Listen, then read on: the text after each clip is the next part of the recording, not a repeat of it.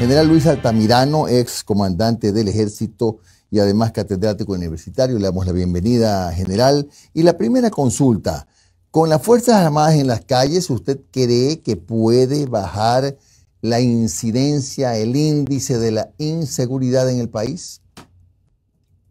Jimmy, buenos días. Muchas gracias por la invitación. De igual forma, un saludo a Omar y Noris.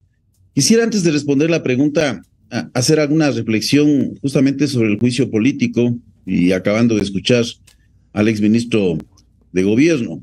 Yo creo que más allá de las acusaciones se deben considerar aspectos de la pobre gestión que ha tenido el Ejecutivo y en especial, y esto vinculado al campo de la seguridad, de un hecho que va quedando en el olvido, que es el caso León de Troya, con vinculaciones que le digo son muy preocupantes, no solo en el otorgamiento de cargos públicos, pero sobre todo porque se interrumpe una investigación que tiene que ver con el narcotráfico, a la cual el presidente como amenaza dice combatir.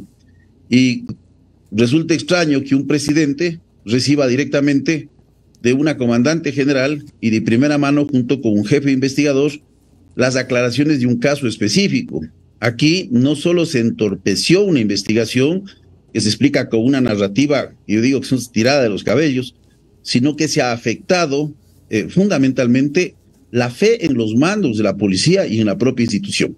No quería dejar de señalar este aspecto porque justamente en el ambiente de seguridad que estamos viviendo es importante.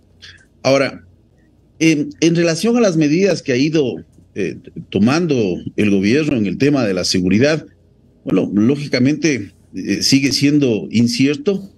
Creo que el decreto 730, con el cual se determina para que el comando conjunto se emplee frente a una potencial amenaza terrorista, es más de lo mismo, es una indefinición. Si uno lee prácticamente los considerandos, que a la final no tienen un efecto o una repercusión directa de quienes tienen que cumplir las disposiciones, porque los considerandos es justamente la base tanto jurídica como fáctica en términos de los hechos que llevan a establecer la parte resolutiva. Pero hay una gran indefinición justamente y que puede llevar a ciertos excesos, porque aquí se está confundiendo fundamentalmente qué es una organización delictiva que utiliza como método el terror y qué es el terrorismo en la época moderna y sus diversas fases de evolución que éste ha tenido.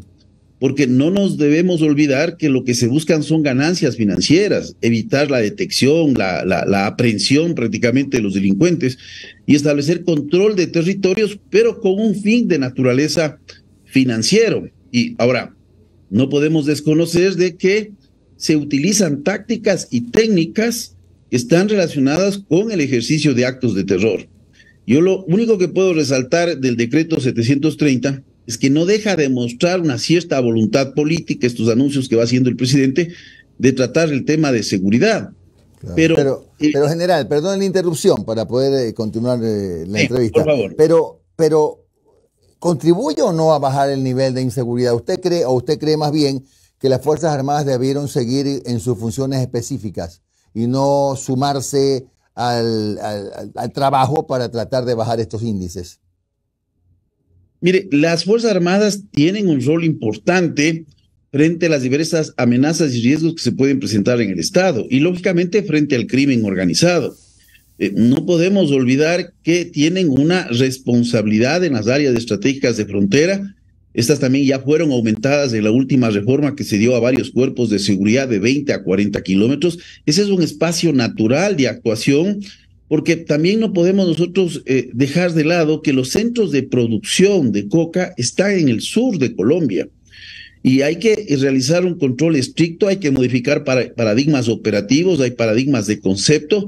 Se introdujo todo un cuerpo doctrinario en el año 2020 durante mis funciones como comandante general y estos elementos que tienen que ser considerados. Otro aspecto es la ley de navegación, porque ahí tenemos un espacio amplio en donde se utiliza especialmente para lo que es el tráfico, tanto de ida y vuelta, en lo que tiene que ver con estupefacientes, en lo que tiene que ver con armas, con el movimiento de personas que están vinculados a organizaciones delictivas. Y otro aspecto natural que le corresponde justamente es el control del espacio aéreo, en donde tenemos brechas de capacidad Recordemos que el radar de Montecristi fue sacado de la frontera norte. Hoy tenemos la ausencia de 2 radares primarios y también la ausencia de una serie de radares de carácter secundario. Entonces, aquí zapatero a tus zapatos. Es lógico que las Fuerzas Armadas pueden actuar en el marco de un estado de excepción con objetivos que sean de naturaleza puntual y de forma complementaria a la Policía Nacional. Pero lo que nos dice el decreto y las declaraciones que hace el ministro en términos de que contarán con el apoyo de la Policía Nacional, básicamente estaríamos reconociendo las últimas modificaciones que se hicieron a la Ley de Seguridad Pública del Estado, en donde se derogó también un artículo de la Ley de la Defensa Nacional, en donde se coloca a la fuerza policial como auxiliar de las Fuerzas Armadas en temas de defensa de la soberanía y la integridad territorial. Pero aquí hay que recordar que en esta reforma que se hizo recientemente exige que haya un estado de excepción.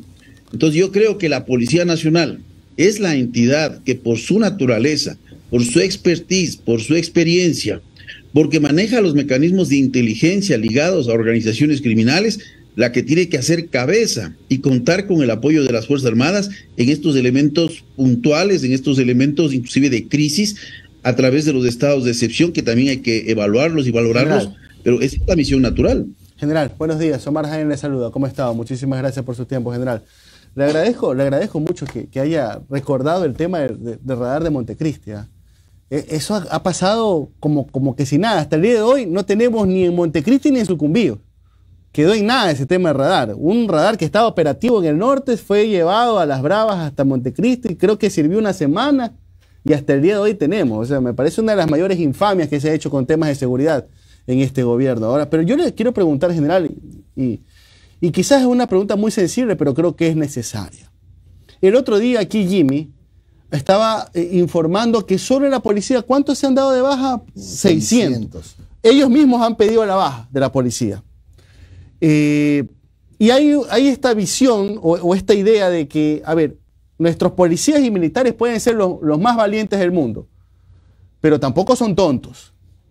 Si a mí me mandas a una guerra, casi con la piel desnuda, yo seré valiente, pero no tonto. ¿Hay esa preocupación? ¿Usted la siente dentro de los cuarteles de decir, a ver, está bien, nosotros queremos defender la seguridad nacional, pero si a mí no me das una buena arma, un buen chaleco, no me das inteligencia, tecnología para poder investigar a las bandas criminales, ¿de qué me sirve que me lances a morir a la calle? Bueno, Omar, nuevamente un saludo cordial. Aquí, bueno, varios aspectos que usted ha topado.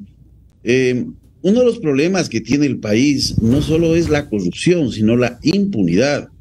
Y justamente en el proceso del radar de Montecristi no tenemos determinación de responsabilidades directas sobre el hecho.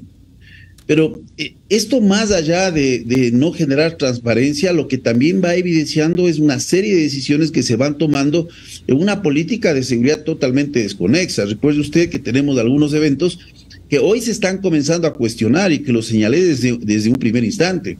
Un incremento apresurado de policías, sin conceptos de eficacia, sin conceptos de equilibrio, desde una visión muy parcializada y obedeciendo a lógicas institucionales. Un incremento de guías penitenciarios de forma masiva, sin analizar otras alternativas. Hoy tenemos ya la presencia de otros problemas causados por estos propios guías penitenciarios. O el anuncio que se hizo, por ejemplo, de la utilización de iPads y una conexión satelital en reemplazo de un sistema de vigilancia y alerta aérea temprana que refleja un total desconocimiento y falta de asesoría. Una serie de estados de excepción que no tienen objetivos claros, en donde se genera el riesgo inclusive de acusaciones de financiamiento del narcotráfico que se hizo en un momento determinado al movimiento indígena. De una forma irresponsable, porque hasta el momento no tenemos ningún procesado, un porte regulado de armas, que más allá de un tratamiento serio que podía darse, genera lógicamente una medida más de carácter populista, en donde se incluye, por ejemplo, a las empresas de seguridad privada, que ni siquiera fueron consultadas en la lógica de su actividad, que es un negocio de carácter privado. Y una incapacidad de planificación y gestión de recursos, usted lo señala, cuando no hay chalecos, no hay tecnología, es decir, porque no hay una visión integral. La tecnología aquí gira un elemento importante, le digo, porque parte de mi formación justamente ha sido en el área de sistemas y ha participado a lo largo de mi carrera militar en diseños de mando y control, en sistemas de administración de recursos militares para empleo. Entonces, aquí también no hay una lógica de comprender cómo funcionan los modelos relacionales, el avance que tiene la inteligencia artificial, las capacidades tecnológicas que pueden ser integradas desde diversas instituciones, pero con una pobre ejecución de recursos, llama la atención. Mire, este año, para que tengamos idea, el Ministerio del Interior recibe un presupuesto inicial de 40 millones de dólares. En el primer cuatrimestre se hace una modificación en más con 28 millones adicionales. Pero hasta el cierre del primer cuatrimestre no había ni un solo recurso, o sea, 0% de certificación.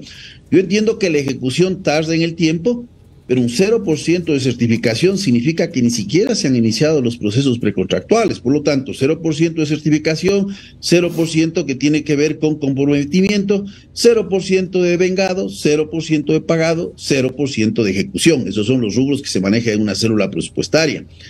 Y el año anterior, de los 17 millones entregados al Ministerio del Interior, se ejecutó 0. Entonces, aquí vemos esta profunda improvisación entre montos iniciales, se incrementan en el tiempo y a la final no se ejecutan. General. Y esto le digo en el área de seguridad. En otras áreas ocurre exactamente lo mismo. General, buenos días. Noris Arroyave le saluda. Se habla mucho de lo que no se ha hecho y creo que es un tema que ya lo sabemos y lo tenemos claro todos. Pero en este momento, como está el país, ¿cuál debería ser la primera acción, más allá de lo que ya se ha tomado, para empezar a enrumbar el tema de la seguridad y que los ecuatorianos empiecen a sentir realmente que se está haciendo un trabajo coordinado y estratégico? Bueno, yo creo que en primer lugar tiene que hacerse un adecuado diagnóstico de cuáles son las debilidades y vulnerabilidades que existen como parte de las organizaciones de crimen organizado. Por ejemplo, nosotros podemos ver ahí una vulnerabilidad que es la ausencia de un mando unificado. Es decir, estas organizaciones operan de forma independiente. Otro de los elementos es la confrontación y la lucha entre estas organizaciones que genera también un desgaste. Pero un elemento que es fundamental es entender que estas organizaciones del crimen organizado, su eje central está orientado hacia lo que es la obtención de recursos de carácter económico.